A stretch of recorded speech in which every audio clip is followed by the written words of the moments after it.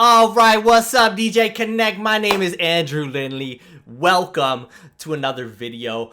Today, I'm just gonna kind of talk about, what happens sometimes at events. And sometimes we're so critical of ourselves, and we don't need to be. So, and something that, this is a fault of mine. I'm always striving to be the best that I can ever be. I try my hardest to do everything I can for my clients. And sometimes, things are gonna go wrong, and there's nothing we can do about that. I had two events this weekend that I feel like I absolutely butchered. For mine personally, I had been dealing with these clients since definitely long before COVID happened. I booked them beforehand. So I've been dealing with them a long time. I've really created a friendship with them, and I'm sure that's what helped out kind of defuse the situation. But for me, my issue is that, so I have wireless mics. They're on the cheap side. I've made the decision today that I'm buying super expensive mics. I'm never having this happen again. And I've never had a problem with these mics before in my entire life. So that it came as a surprise, and there's nothing you can do about that. I don't know if there's an expiry date on them. There's just a date on it where it's just all right, it's been 3 years. You know what? These mics are done. We're done here. I don't know about that. One of my buddies said maybe it's starting to overheat. I don't know why that would ever affect the connectivity of the units, but I don't know. That is also something that could be happening. It was a very hot day, sun was beaming down on me, but I don't think that was the issue. I have no clue what happened. But these are mics, I can't really change the frequency, and if there's interference going on, that's what happens. So what had happened is I did my test. Everything was good. I walked around forever. People are showing up. There's people everywhere. So I can't really start talking on the mic for an hour, but I'm just walking around. Sometimes what I like to do is I'll just give it a as I walk around the place. You'd assume that if there was a connectivity issue, you're gonna hear it, because when the ceremony started, you couldn't hear anything. It was just cut out. So if I'm doing that the whole time, not too many people are going to notice, and if they do, they're just what is that? But I can clearly hear it as I'm making a whole circle around the whole ceremony field, constantly over and over. I know what I'm listening for. I can definitely hear it. No problems whatsoever. I definitely, as soon as I set up, I did a full talking to it. I went where the officiant sat. I gave it a little speech. What's up? My name's Andrew Lindley with Supreme DJs. Just wanted to welcome everyone in. Please come in, find your seats. You don't have to sit down right now because it's not time yet. But if you just want to figure out where you're going to sit, feel free, talk to your friends. Everyone's getting here. Have a great day. It's absolutely beautiful today. Blah, blah, blah. I just gave it a little spiel just so I could kind of talk on the mic and make sure that there's no dropouts. And everything was good. I tried both mics. Everything was good. And then I don't know what happened. I don't know if it's as soon as everyone got there, my receiver was it was ground-ish level. It was sitting on the speaker system, and I don't know, directly in line where everyone's head would be. So I don't know, and I really can't see that being the problem, but there was a problem, 1,000,000%. As soon as everyone sat down, as soon as the officiant was talking on it, and I don't know, when I talk, I keep the mic up like this, like I'm a rapper. This is how I do. I gotta feel like a rapper, spitting my bars. But either way, what it is, and the officiant was holding it down here, so obviously the wireless part is at the bottom of the mics. That's wrong. There we go. It's at the bottom of the mics, shooting to where the receiver would be. So I don't know. Maybe everyone's head was the problem, or maybe because everyone was sitting there and they all got their cell phones on, that was the problem. I don't know what happened, but it was a disaster, a disaster, because you could clearly hear when the speaker was on, when the mic was working, it was so loud, and then it went quiet, and then so loud and quiet, and it just kept cutting in and cutting out, and I'm jumping, pulling the speaker with me, to get it closer, and that didn't even help. So I'm holding the receivers up in the air. It was a mess. It was brutal. It was as bad as it could be. And then all that happened is I talked to them after. I'm like, I'm so sorry. I can't believe this happened. I don't know what to do. I can't believe it. I'm so sorry. I'm just so sorry. And like, I'm rattled. I'm stressing out, and everyone can see it on my face. And the planner's like, is he okay? Because my girlfriend was with me. We had our photo booth out. It was a big event. Like, the event itself was incredible. And all that happens when that happens is that you have to kill it. Like, I went out of my way to absolutely kill it. I turned, like, my energy was on a million. I did everything I could, and it is what it is. Like, you're not gonna win them all. Stuff is gonna happen, and a lot of people will understand that. Some people won't understand that. Like, they're not gonna understand that this is a magical day. This is my one day, and you destroyed my day.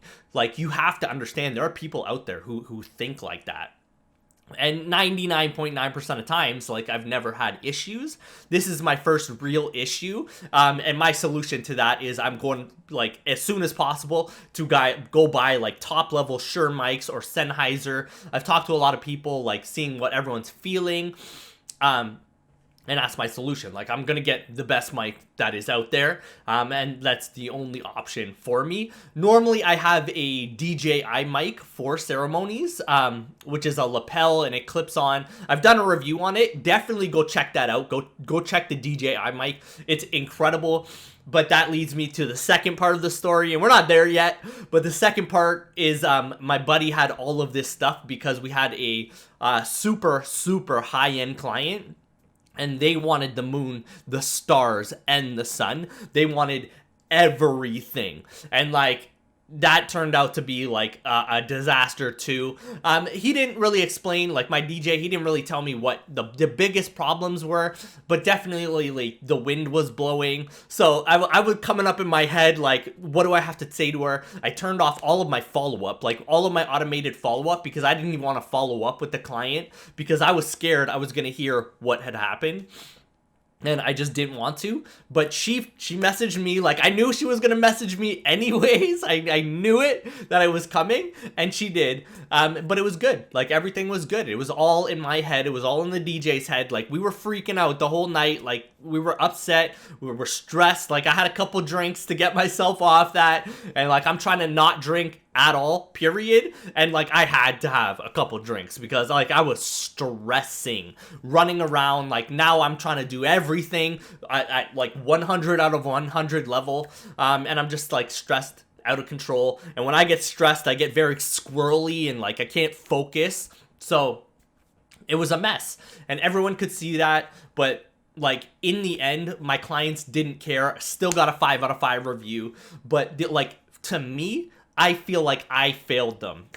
So we're going to take a pause right here. I'm just going to tell y'all, please like and subscribe to this video. I'm brand new to YouTube. I'm just kind of learning the ropes. And I'm getting to my 1,000 subscribers. I'm getting there quick. Hopefully you guys are feeling the content. A lot of people reach out to me and say the content is fire. I know I'm not as, like, my stuff isn't as nice, and, like, my sets are bad. Definitely something I'm going to work on in the future, but right now it's peak wedding season. I have, like, sometimes I got 4 DJs going out along with me. So we are busy. We are so busy. And it's my first year that I've cracked 6 figures. Like, I've been in business for 4 years completely. Like, I got my master business license right there. Just started, just got in the game. I've been a club DJ my entire life. So I got the club skills, and I can throw down a party. And that's, like, my secret sauce, my superpower. Business wise, I've only been in business a very short period. But I don't want to gloat here at all. Like, it's nothing like that. I'm proud of myself for sure, 100%. Like, my whole family are a bunch of bums. Like, we ain't done nothing in our lives. Like, we always straggling by. I'm the first one to make it in my whole family lineage. And that's cool. Like, that's all right. And it all came from me getting a coach, like, learning from others, like, learning what they're doing, how they did it.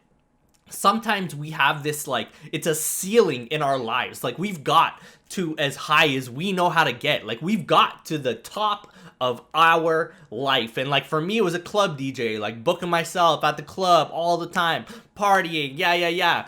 That was cool until I was 30 in the club, partying like an idiot. And then I hit my, like, and that was my ceiling. Like, I knew how to do that. Good for me. Like, congrats. But I still had a day job. Like, I was still going to work every day. I was still stressed out. I was still did not have my life together.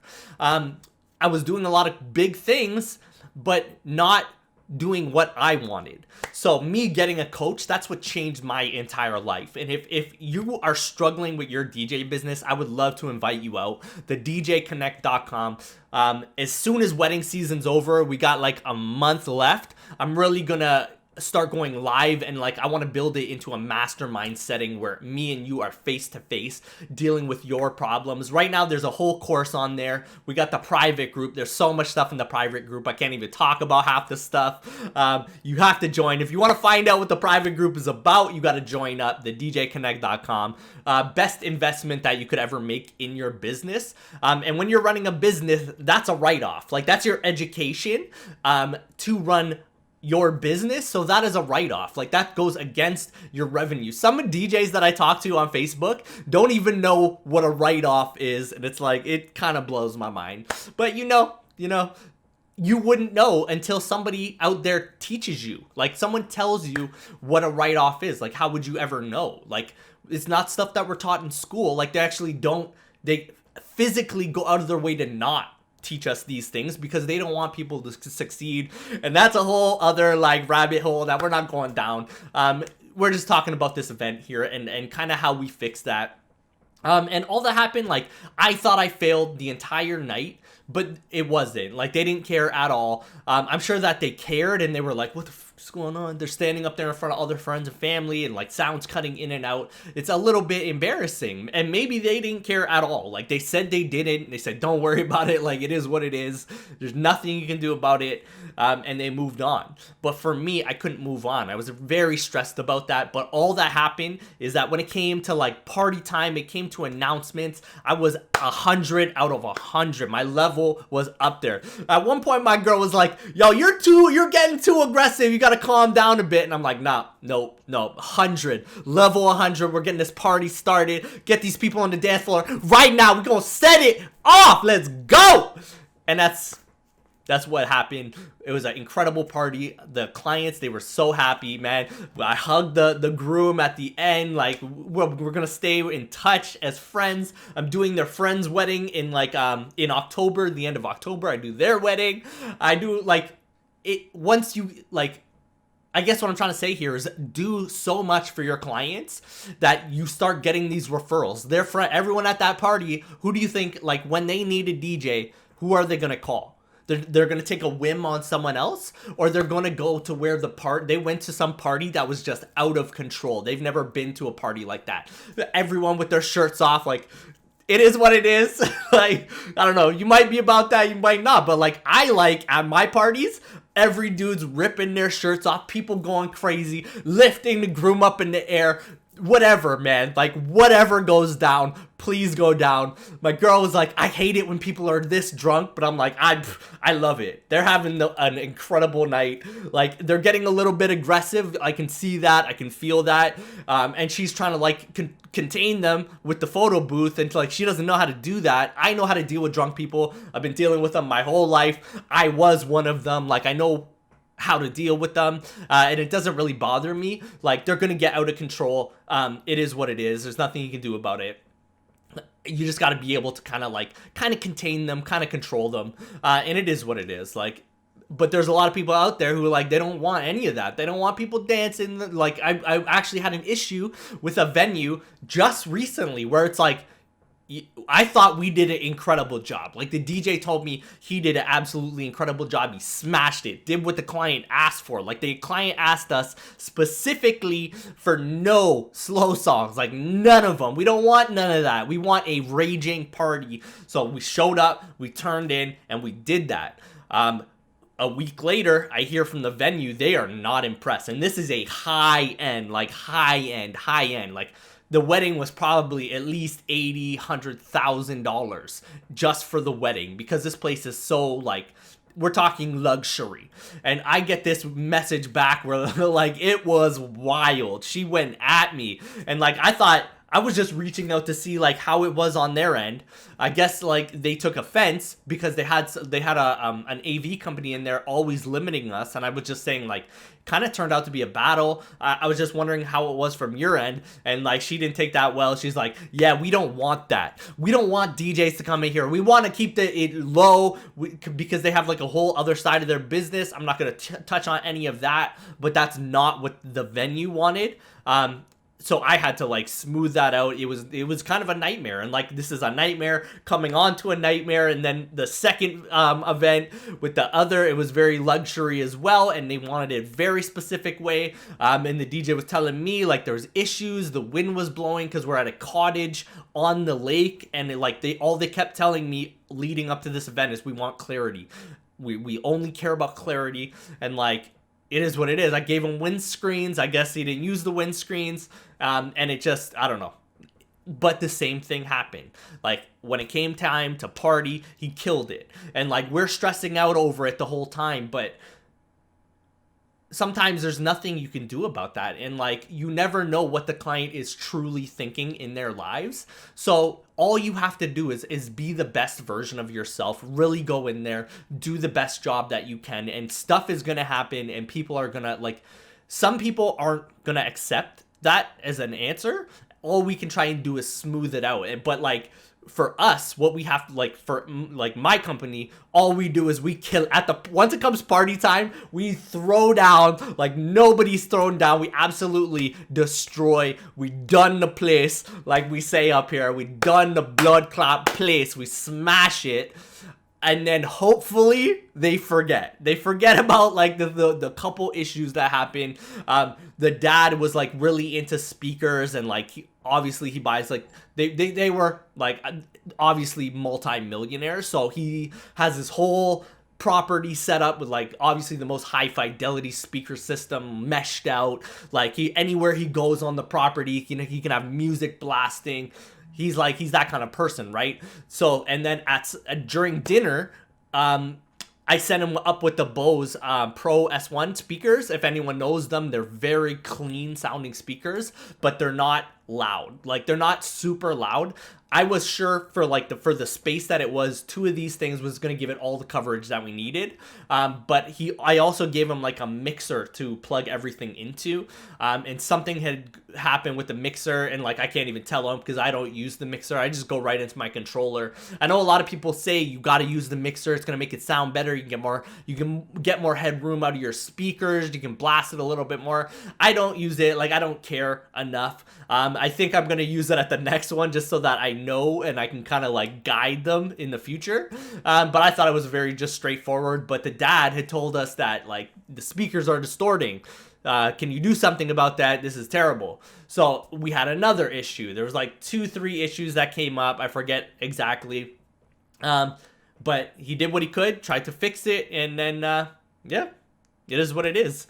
And then at the end, like, got a great email from the client. Like, I was scared. I turned off automation. I turned off like my follow-up. I turned off everything because I was a little worried that like, we're gonna get a bad review here, and I don't want the bad review.